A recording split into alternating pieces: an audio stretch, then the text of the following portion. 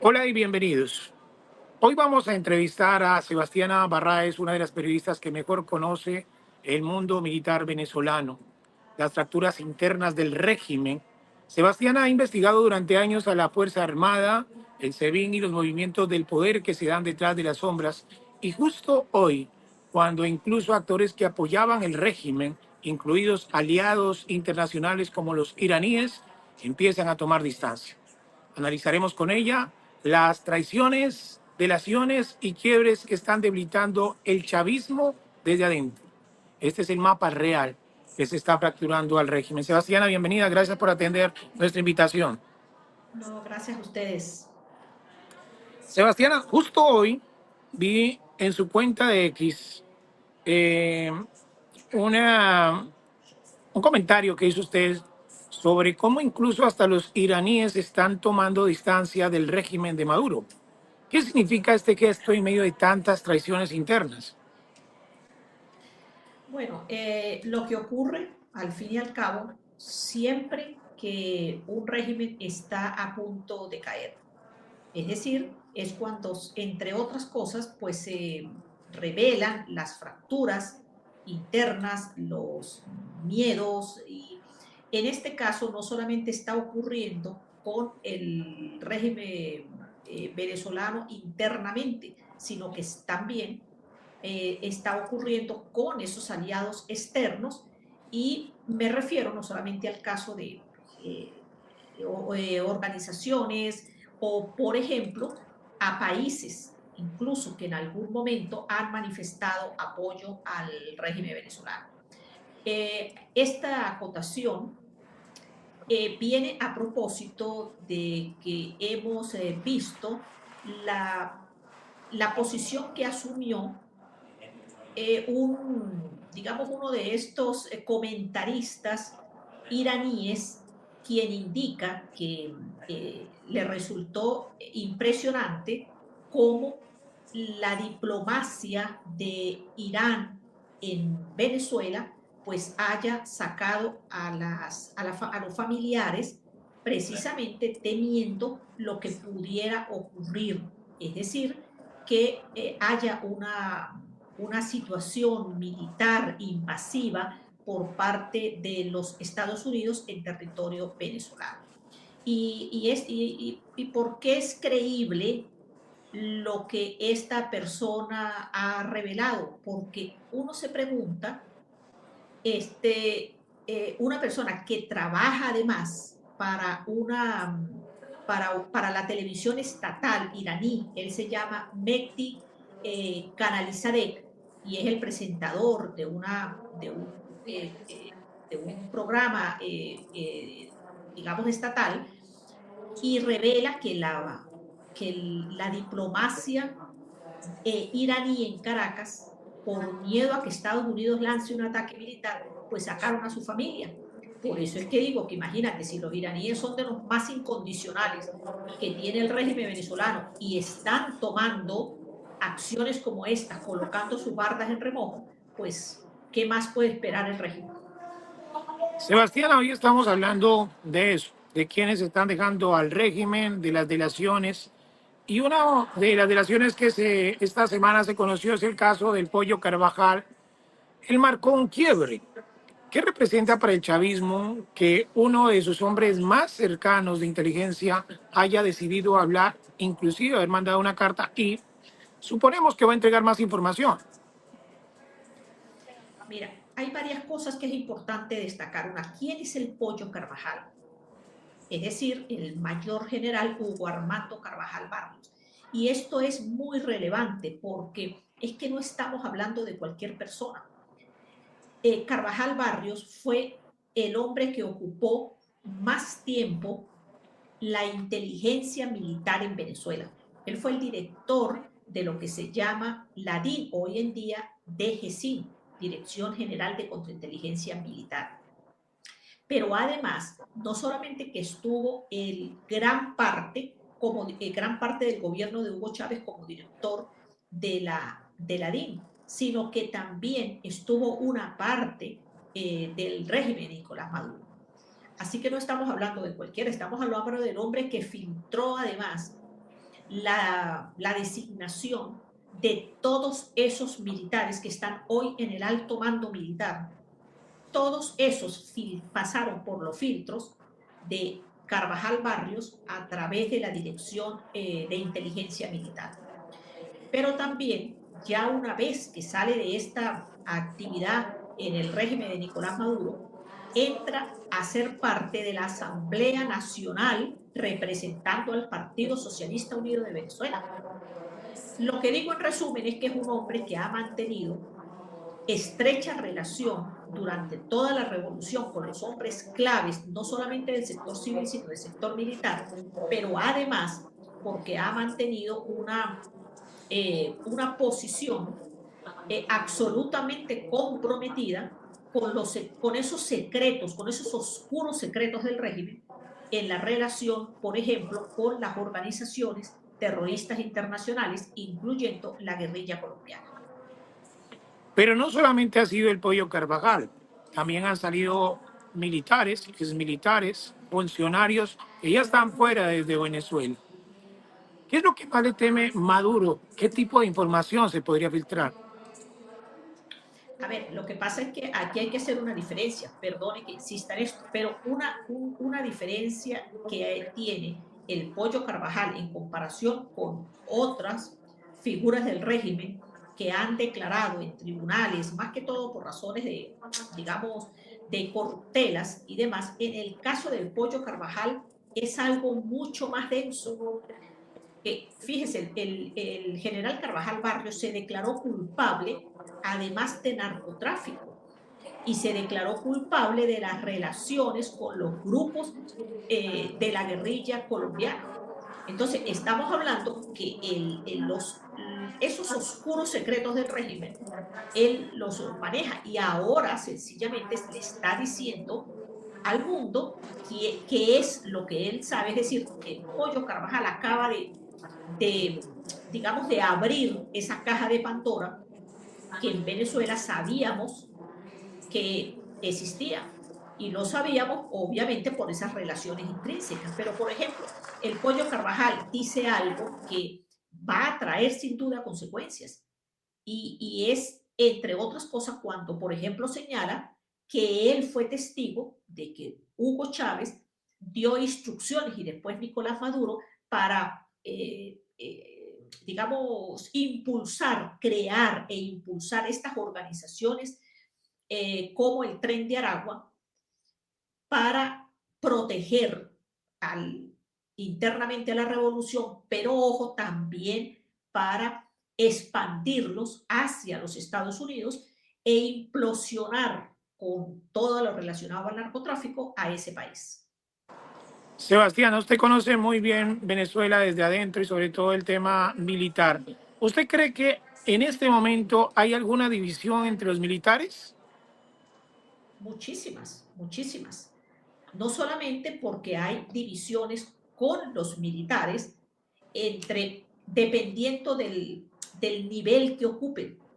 Una cosa es los militares en el más alto rango y estaríamos hablando, por ejemplo, de aquellos que ocupan el alto mando militar e incluso el alto mando militar ampliado y los subalternos. El hecho de que exista una posición más comprometida por parte de alguno de estos oficiales con la revolución bolivariana no es por razones ideológicas. Debe haber uno o dos por allí, pero la verdad es que la gran mayoría ha adquirido compromisos económicos, están profundamente comprometidos, algunos de ellos, con estas redes del narcotráfico que han florecido en los últimos años en Venezuela. Y esa relación de esos mandos militares altos o medios con esas bandas criminales o con organizaciones criminales o incluso con organizaciones guerrilleras o algunos países comprometidos o que son un problema para el continente, miren que eso trae sus consecuencias, porque el resto de la estructura armada, de la Fuerza Armada, se ha venido deteriorando de manera progresiva ¿Y cuál ha sido la respuesta del régimen venezolano? Darle armas a los civiles. Lo hacen a través de llamar a esos civiles milicianos cuando realmente no son más que civiles armados. La milicia venezolana es ilegal, es inconstitucional, porque nuestra constitución dice que refleja que en Venezuela la estructura militar solamente tiene 4 componentes: el ejército, la aviación, la Guardia Nacional y la Armada. Es decir, no existe milicia. Este es un invento que se crea Nicolás Maduro. Bueno, ya antes lo había hecho Hugo Chávez, pero se materializa con Nicolás Maduro para poderle dar armas a los civiles y justificar el deterioro inmenso que tiene la Fuerza Armada Nacional Bolivariana. ¿Se podría hablar que hay una guerra interna entre el DGC, IM y el SEBIN? ¿Hasta dónde llega la vigilancia, las declaraciones y la paranoia dentro de los cuerpos de inteligencia?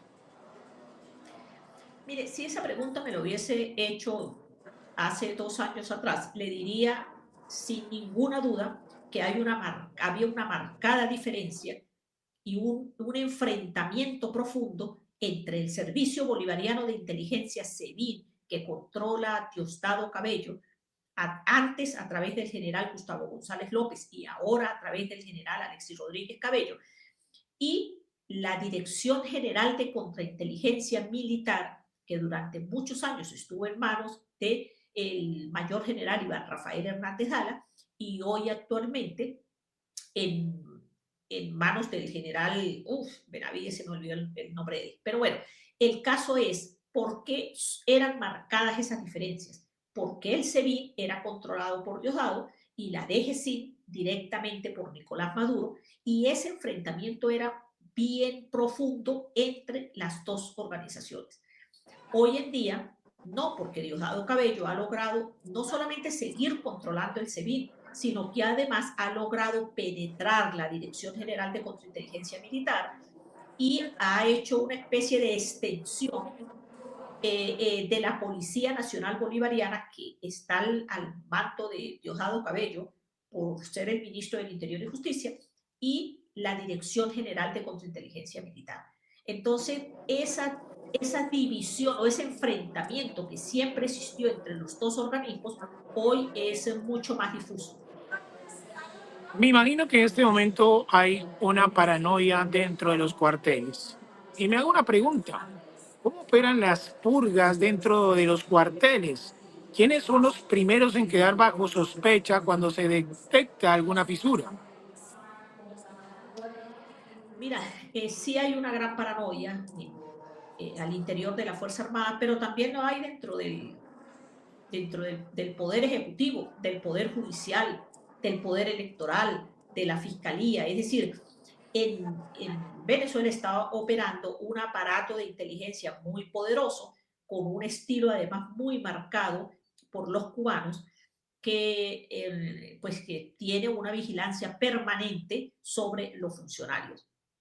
Ahora, también es cierto que ese control los ha llevado en su obsesión y en esa locura, sobre todo que tienen en los últimos meses, particularmente, yo creo que en el último año, mucho más del último año, ya cuando empezó a ser evidente que las grandes mayorías en Venezuela no apoyaban al régimen venezolano, y además cuando ocurrió la votación del 28 de julio, cuya gran mayoría de los centros de votación donde estaba concentrada el voto militar, pues fue a favor del doctor Edmundo González Urrutia, incluso sobre la media nacional.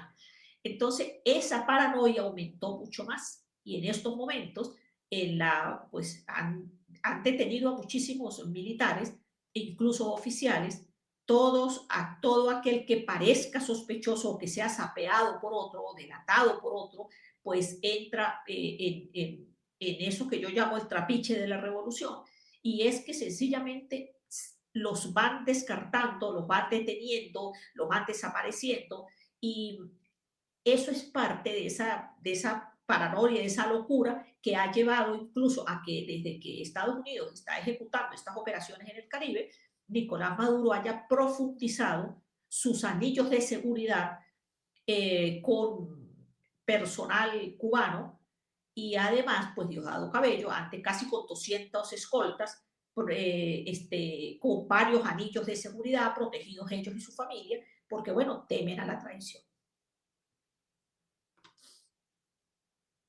No le oigo. Mucho. Y esa traición donde los cubanos han estado muy observadores y muy de cerca, es cierto que podrían tener amenazas no solamente Maduro, sino también Diosdado Cabello y Vladimir Padrino, porque no los querrían vivos si se entregan o se van del poder.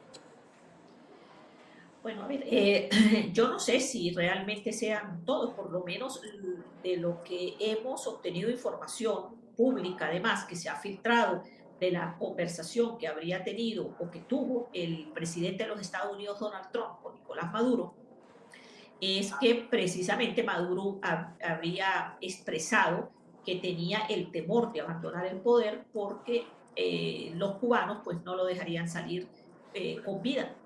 Y eso es lo que se ha, digamos, lo que se ha filtrado, pero digamos que también podemos entender que eso tenga una razón clarísima, porque quién mejor que Nicolás Maduro sabe, conoce, pudiera negociar en algún momento los secretos de esa relación que ha habido con Cuba, de todo, porque esa relación ha sido no solamente económica, ha sido una relación que ha implicado poderosos acuerdos y digamos que uno no descartaría que esa expresión de Nicolás Maduro que le pudo haber dicho a Donald Trump sea cierta, que tenga el gran temor de no salir con vida porque los cubanos no se lo permitan.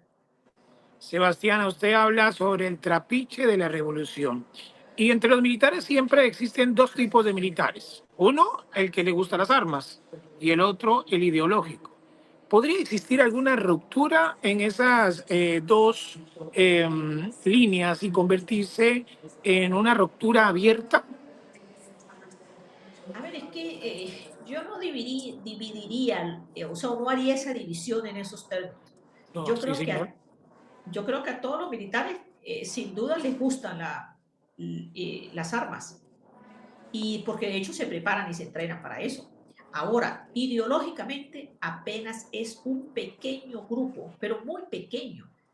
Mire, yo le puedo decir además con absoluto conocimiento que la gran mayoría, no solamente de la Fuerza Armada, sino de la propia revolución, tiene apenas un pequeño grupo comprometido ideológicamente con esa revolución. La gran mayoría no cree en ella. La gran mayoría sencillamente ha sido un aprovechador de las circunstancias. Por eso es que tenemos cantidad de líderes de la revolución o en algún momento que fueron líderes de la revolución en el exterior viviendo cómodamente con los dineros que se llevaron de Venezuela. O tenemos a gente, por ejemplo, como el exministro de Petróleo, Tarek El Aizami, preso o desaparecido o escondido quién sabe dónde o en libertad quién sabe dónde, después de haber ejecutado una de los mayores operaciones corruptas en petróleos de Venezuela. Entonces, creo que hace mucho tiempo esa figura ideológica dejó de importar en la revolución bolivariana. Usted hoy ha hecho énfasis mucho a la información que está entregando el pollo Carvajal, pero ¿qué tan probable es que aparezca una nueva delación similar y de alto nivel? ¿Ya se están viendo señales de una traición que podría sacudir al régimen de alguien más que quiere entregar información? Mira, la verdad fue que recientemente llamó mucho la atención hace unos días cuando Nicolás Maduro habló con mucha seguridad y mucha certeza de la traición e incluso se atrevió a aseverar que había un nuevo, digamos, paralelamente, haciendo comparación con las traiciones a Simón Bolívar. Obviamente Maduro está muy lejos de ser eso, ¿no? Pero digamos que hablaba de la traición de Santander a Bolívar y refería que por ahí estaba el Santander e incluso aseguró que él sabía que ese Santander estaba ahí, o sea, como con la certeza de que sobre él se ciñe una traición por parte de alguna de esas personas, que obviamente tiene que ser de los más cercanos que tiene, porque tampoco es tan fácil penetrar ese cordón de seguridad muy estrecho, de gente muy estrecha alrededor que tiene Nicolás Maduro. Sebastián, si mañana un general de peso decide entregarse o hablar, ¿cómo